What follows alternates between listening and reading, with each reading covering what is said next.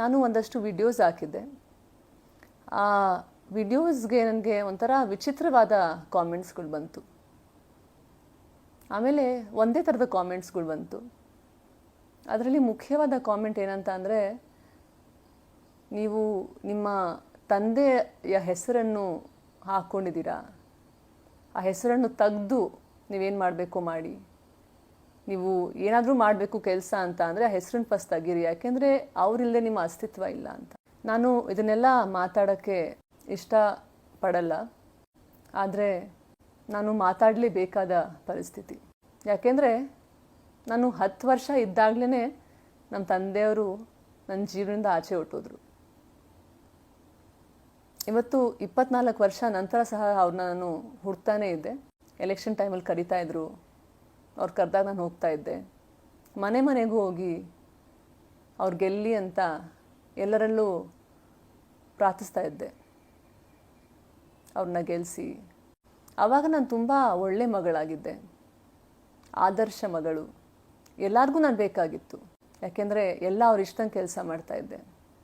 ಆದರೆ ಇವತ್ತು ನಾನು ನನ್ನ ಬಗ್ಗೆ ಒಂದು ಬಾರಿಗೆ 24 ವರ್ಷ ನಂತರ ಯೋಚನೆ ಮಾಡಿದೆ ಅಂತ ಅಂದಿದ್ದಕ್ಕೆ ಇವತ್ತು ನಾನು ಆದರ್ಶ ಮಗಳಲ್ಲ. ಇವತ್ತು ನಾನು ಯಾರಿಗೂ ಬೇಡ. ಇವತ್ತು ನಾನು ನಮ್ಮ ತಂದೆಯ ಹೆಸರನ್ನು ನನ್ನ ಹೆಸರು ಇಟ್ಕೋಬಾರ್ದು, ತೆಗ್ದಾಕಬೇಕು. ಯಾರು ಕಾಮೆಂಟ್ ಮಾಡ್ತಾ ಇದ್ದಾರೆ ಅಂತ ನನಗೆ ತುಂಬ ಚೆನ್ನಾಗಿ ಗೊತ್ತು. ಇವರೆಲ್ಲ ಯಾರು ಕಾಮೆಂಟ್ ಮಾಡ್ತಾ ಇದ್ದಾರಲ್ಲ, ಇವರೆಲ್ಲ ಒಂದು ಕಡೆ ಸೇರಬೇಕು. ನೀವೆಲ್ಲ ಸೇರಿ ಒಂದು ಕಡೆ, ನೀವು 30-50 ಜನ 100 ಜನ ನೀವಿದ್ದೀರಲ್ಲ, ಒಂದು ಕಡೆ ಸೇರಿಬಿಟ್ಟು ಅದು ಹೆಸರನ್ನ ಹೇಗೆ ನನ್ನ ಹೆಸರನ್ನ ತೆಗಿಯೋದು ಅಂತ ನೀವು ನನಗೆ ಹೇಳಿ.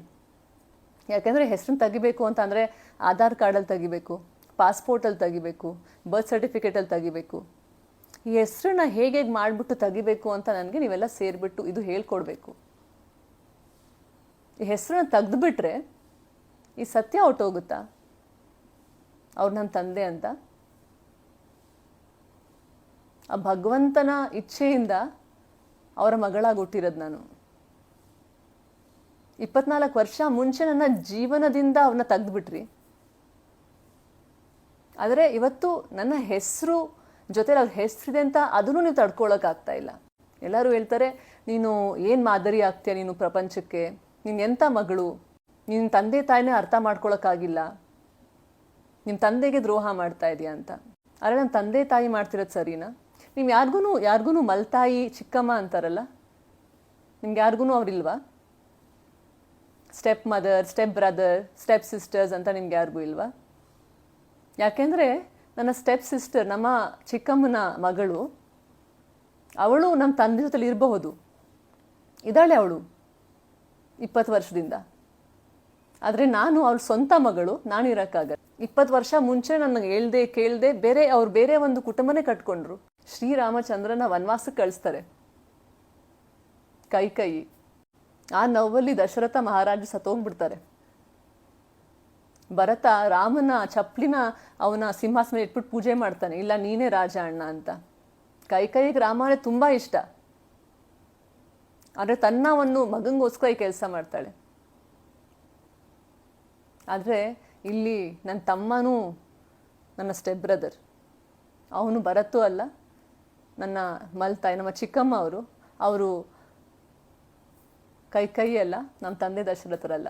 ಆಮೇಲೆ ನಾನಿದ್ದೀನಲ್ಲ, ನಾನು ವನವಾಸ 14 ವರ್ಷ ಅಲ್ಲ 24 ವರ್ಷ ಜೀವನ ಪೂರ್ತಿ ನಾನು ವನವಾಸದಲ್ಲೇ ಇದ್ದೀನಿ. ಆದರ್ಶ ಮಗಳಾಗು, ಮಾದರಿಯಾಗು, ಆದರ್ಶ ತಂದೆ ಆಗಬಾರ್ದಾ? ಇವ್ರು ಮಾಡಿದೆಲ್ಲ ಸರಿ, ನಾನು ಪ್ರಶ್ನೆ ಮಾಡಿದ್ರೆ ಅದು ತಪ್ಪು, ನಾನು ನ್ಯಾಯ ಕೇಳಿದ್ರೆ ಅದು ತಪ್ಪು, ನಾನು ಏನಾದರೂ ಮಾಡಿದ್ರು ಅದು ತಪ್ಪು. ನೀವೆಷ್ಟು ಜನ ಚಿಕ್ಕ ಮುಂದಿನ ನೋಡಿದ್ದೀರಾ? ಮೊದಲನೇ ಮದುವೆಯ ಮಕ್ಕಳನ್ನು ಅವರು ಮುಂದೆ ಬೆಳೆಸ್ತಾ ಇರೋದು. ಬೆಳೆಸೋದಾಗಿತ್ತಾನೆ?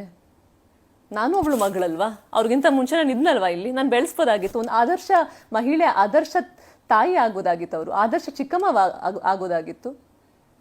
ಆಮೇಲೆ ನನ್ನ ತಂದೆನ ಆದರ್ಶ ತಂದೆ ಮಾಡ್ಬೋದಾಗಿತ್ತು. ಯಾಕೆಂದರೆ ರಾಜಕೀಯದಲ್ಲಿರೋದು ಇವರೆಲ್ಲ ಅಲ್ವಾ, ಸಾರ್ವಜನಿಕ ಸೇವೆ, ಸಾರ್ವಜನಿಕ ಜೀವನದಲ್ಲಿ ಇವರಿರೋದು.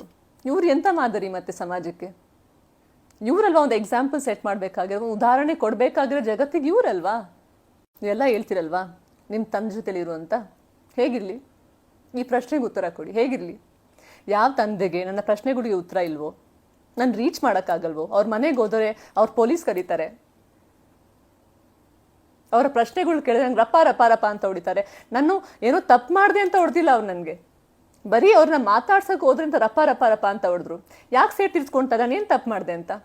ಅವ್ರನ್ನ ಮಾತಾಡ್ಸೋದು ತಪ್ಪ?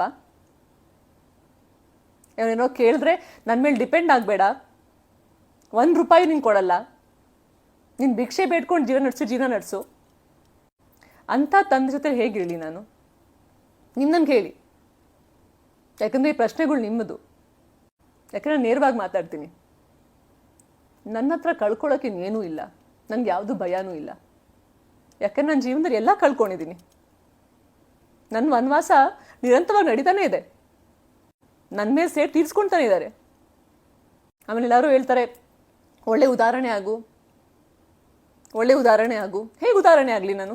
ಇಷ್ಟು ವರ್ಷ ನಾನು ಒಳ್ಳೆ ಉದಾಹರಣೆ ತಾನೇ ಆಗಿದ್ದು. ಹೋದ ಎಲೆಕ್ಷನ್ನಲ್ಲಿ ನಮ್ಮ ತಾಯಿಯವರು, ಅವ್ರಿಗೆ ಏನೂ ಬೇಕಾಗಿಲ್ಲ ನಮ್ಮ ತಂದೆ ಜೊತೆಲಿ, ಆದ್ರೂ ಎಲೆಕ್ಷನ್ ಬಂದು ಕ್ಯಾಂಪೇನ್ ಮಾಡಿದ್ರು ಅವರು. ಆದರೆ ನಮ್ಮ ತಂದೆಯವ್ರು ಕಪಾಳು ಕೊಡಿದ್ರು. ನಮ್ಮ ಚಿಕ್ಕಮ್ಮನ ಮಗ ಆ ಹುಡುಗ ನನ್ನ ತಮ್ಮನಿಗೆ ಹೊಡೆದ, ಅವನ ಮೇಲೆ ಕೈ ಎತ್ತ. ಇದೆಲ್ಲ ಸರಿನಾ? ಮನೆಯಿಂದ ಅವ್ರು ಸಾಮಾನು ಆಚೆ ಹಾಕಿದ್ರು, ಇದೆಲ್ಲ ಸರಿನಾ? ಈ ಹೋದ ಎಲೆಕ್ಷನಲ್ಲಿ ನಾನು ಮೋದಿಜಿಯವರು ನಮ್ಮ ಚನ್ನಪಟ್ಟಣಕ್ಕೆ ಬಂದಿದ್ರು, ಪ್ರಧಾನಮಂತ್ರಿ ಅವರವರು. ಯಾರಿಗೆ ಇಚ್ಛೆ ಇರಲ್ಲ ಅವ್ರು ಭೇಟಿ ಮಾಡಬೇಕು ಅಂತ.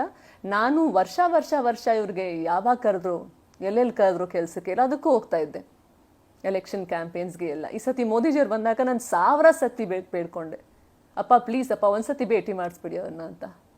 ಒಂದ್ಸತಿ ಭೇಟಿ ಮಾಡಿಸ್ಬಿಡಪ್ಪ, ಒಂದ್ಸತಿ ಭೇಟಿ ಮಾಡಿಸ್ಬಿಡಪ್ಪ, ನನಗೂ ಭೇಟಿ ಮಾಡೋಕ್ಕೆ ತುಂಬ ಇಚ್ಛೆ ಇದೆ, ನನ್ನೂ ಭೇಟಿ ಮಾಡಿಸ್ಬಿಡಿ. ನನ್ನ ಭೇಟಿ ಮಾಡಿಸಿಲ್ಲ ಅವರು, ಬೇಕಂತ ಭೇಟಿ ಮಾಡಿಸಿಲ್ಲ. ಇದೆಂಥ ನ್ಯಾಯ? ಇದೆಂಥ ನ್ಯಾಯ? ನೀವೆಲ್ಲರೂ ನನ್ನ ಪ್ರಶ್ನೆ ಕೇಳ್ತೀರಲ್ವಾ, ಇಲ್ಲಿ ಮುಕ್ತವಾಗಿ ಮಾತಾಡ್ತೀರ ಅನ್ಸೋದು. ಯಾಕೆಂದ್ರೆ ನಾನು ಆಕ್ಸೆಸಿಬಲ್ಲು, ನನ್ನ ನೀವು ರೀಚ್ ಮಾಡ್ಬೋದು. ಆದರೆ ಅವ್ರನ್ನೂ ಪ್ರಶ್ನೆ ಕೇಳಿ, ಯಾಕೆ ಇಂಥ ಪರಿಸ್ಥಿತಿ ನಿಮ್ಮ ಮನೆಯಲ್ಲಿ, ನೀವೇನಕ್ಕೆ ನಿಮ್ಮ ಮಗಳಿಗೇನು ದಾರಿ ತೋರಿಸಿಲ್ಲ ಅಂತ. ನಾನು ಒಂದು ಸಣ್ಣ ವಿಡಿಯೋನ, ಯಾರೋ ಒಬ್ಬ ಹುಡುಗ ಆ ಒಂದು ಚಿಕ್ಕ ವಿಡಿಯೋನ ಹಾಕ್ಕೊಂಡ್ರು ಅಲ್ಲಿ ಚನ್ನಪಟ್ಟಣದಲ್ಲಿ, ಒಂದು ಸಣ್ಣ ವಿಡಿಯೋನ ಹಾಕ್ಕೊಂಡ್ರು. ಆ ವಿಡಿಯೋನ ಹಾಕ್ಕೊಂಡು ಆ ವಿಡಿಯೋ ನೋಡಿಬಿಟ್ಟು ನಮ್ಮ ತಂದೆಯ ಡ್ರೈವರು ಎಲ್ಲಾರ್ಗೂ ಫೋನ್ ಮಾಡ್ದ. ಆ ಹುಡುಗನ ಫ್ಯಾಮಿಲಿಗೆ, ಆ ಹುಡುಗನ ಮನೇಲಿದ್ದ ಎಲ್ಲ ಹೆಣ್ಮಕ್ಳಿಗೂ ಫೋನ್ ಮಾಡ್ದ, ಅವ್ರ ಅಕ್ಕನಿಗೆ ಎಲ್ಲಾರ್ಗೂ ಫೋನ್ ಮಾಡ್ಬಿಟ್ಟು ಟಾರ್ಚರ್ ಮಾಡಿದ್ರು, ಬೈದ್ರು, ಉಗಿದ್ರು, ಯಾಕೆ ಹಿಂಗೆ ಹಾಕೊಂಡಿದೆ ವಿಡಿಯೋ ಅಂತ. ನಂದು ಒಂದು ವಿಡಿಯೋನ ಒಬ್ರು ಹಾಕೊಳ್ಳೋಕ್ಕಾಗಲ್ಲ ಅಂತ ಅಂದರೆ ನನ್ನ ಜೀವನದಲ್ಲಿ ಇವ್ರು ದಾರಿ ಮಾಡ್ಕೊಡ್ತಾರಾ? ಇವರೆಲ್ಲ ಆದರ್ಶವಾಗಿಲ್ಲ, ಇವರೆಲ್ಲ ಮಾದರಿ ಆಗಿಲ್ಲ. ಆದರೆ ಎಲ್ಲ ಒಳ್ಳೆತನ, ಎಲ್ಲ ಸರಿಯಾದ ನಿರ್ಧಾರ, ಎಲ್ಲ ಸರಿಯಾದ ಹೆಜ್ಜೆಗಳು, ಎಲ್ಲ ಪ್ರಶ್ನೆಗಳು, ಎಲ್ಲ ಸರಿಯಾದ ಸ್ಟೆಪ್ಸು, ಎಲ್ಲ ನಿರೀಕ್ಷೆ ನನ್ನಿಂದನೇ. ಇವ್ರಿಂದ ಏನೂ ನಿರೀಕ್ಷೆ ಇಲ್ಲ. ಯಾಕೆ? ಇದನ್ನೆಲ್ಲ ಕೇಳಿಸ್ಕೋಬೇಕು ಅಂತ ನೀವು ಬಯಸ್ತಿದ್ರಾ? ನೀವು ಹೀಗೆ ಕಾಮೆಂಟ್ಸ್ ಬರ್ಸ್ತಾ ಇದ್ರೆ ನಾನು ಹೀಗೀಗೂ ಉತ್ತರ ಕೊಡ್ತೀನಿ. ನಂತರ ಇನ್ನೂ ಬೇಕಾದಷ್ಟಿದೆ ಮಾತಾಡೋಕ್ಕೆ. ಇವಾಗ ನೀವು ನಿಲ್ಲಿಸದೆ ಹೋದ್ರೆ, ಯಾಕಂದರೆ ನಾನು ಶಾಂತವಾಗಿದ್ದೀನಿ, ನನ್ನ ಶಾಂತವಾಗಿ ಬಿಟ್ಬಿಡಿ. ನನಗೆ ತೊಂದರೆ ಕೊಡಬೇಡಿ. ಯಾಕಂದರೆ ಇನ್ನು ಮಾಡಿದ್ರೆ ಈ ವಿಷಯಗಳು ನಾನು ಅಲ್ಲಿ ಕಳಿಸ್ತೀನಿ, ಎಲ್ಲಿ ನಿಮಗೆ ತಲೆ ಎತ್ತಿ ನಡೆಯೋಕ್ಕೂ ನಿಮಗೆ ಅಲ್ಲಿ ಜಾಗ ಇರಲ್ಲ. ನಾನು ಏನಕ್ಕೆ ವಿಡಿಯೋ ಹಾಕಿದೆ ಅಂತ ಈ ಒಂದು ಕಾಮೆಂಟ್ಗಳು ಬರ್ತಾ ಇತ್ತು, ನಿನ್ನ ತಂದೆ ಹೆಸರು ತೆಗಿ, ನಿನ್ನ ತಂದೆ ಹೆಸರು ತೆಗಿ, ನಿನ್ನ ತಂದೆ ಹೆಸರು ತೆಗಿ ಅಂತ. ಅದಕ್ಕೆ ನಾನು ಹಾಕ್ತೆ, ನಮ್ಮ ತಂದೆ ಶಾಪನ, ನಮ್ಮ ತಂದೆ ಆಶೀರ್ವಾದನ ಅಂತ. ಅದಕ್ಕೆ ಇನ್ನಷ್ಟು ಕಾಮೆಂಟ್ಸು. ಆಮೇಲೆ ನೀವೆಲ್ಲ ಇದಿರಲ್ಲ 30, 40, 50 ಜನ, ಬನ್ನಿ ಸೇರ್ಕೊಳ್ಳಿ, ಒಂದು ಜಾಗಕ್ಕೆ ಸೇರ್ಬಿಟ್ಟು ನಾನು ಕರೀರಿ, ಹೇಗೆ ಹೆಸರನ್ನು ತೆಗಿಯೋದು, ಏನೇನು ಮಾಡಬೇಕು, ಫಾರ್ಮ್ಯಾಲಿಟೀಸು ಹೇಗೆ ಹೋಗುತ್ತೆ ಅಂತ. ಆಯ್ತಾ? Beat plus Karnataka.